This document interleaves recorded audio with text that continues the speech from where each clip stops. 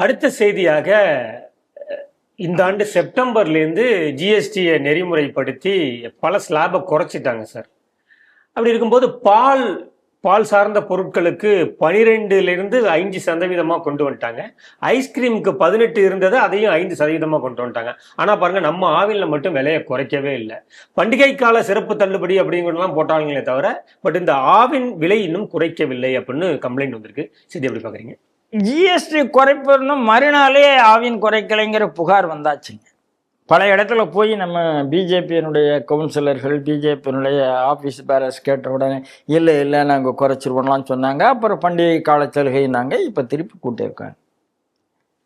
இந்த மாநில அரசு மக்களுக்கு எந்த நல்ல பலனும் சேரக்கூடாது, அதாவது மத்திய அரசு கொடுக்குற பலன் சேரக்கூடாது அப்படிங்கிறதுல ரொம்ப தெளிவாக இருக்கு. ஆனால் ஜிஎஸ்டி குறைச்சோடனே எங்களை மட்டும் ஏன் சொல்கிறீங்க, மத்திய அரசுக்கு மட்டும் ஏன் பயன், நாங்களும் சேர்ந்து தானேங்கன்னு சொல்கிறாங்க. அதெல்லாம் சொல்ல தெரியுது. அப்போ ஏன் குறைக்கல? இதான கேள்வி. அப்போ ஏன் குறைக்கல?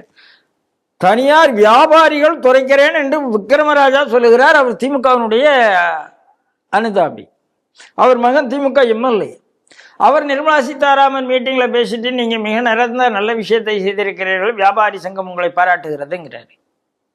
கோயம்புத்தூர்ல அவங்களே ஒரு நிகழ்ச்சி ஏற்பாடு பண்ணி நிர்மலா சீதாராமனை கூப்பிடுகிறார்.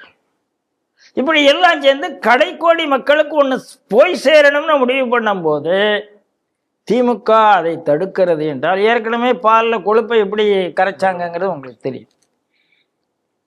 இவங்க என்ன விரும்புகிறாங்க, எங்கள் ஆட்சிக்கு மக்கள் பால் ஊற்றணும்னு நினைக்கிறாங்க. 2026 ஊற்றிடுவாங்க.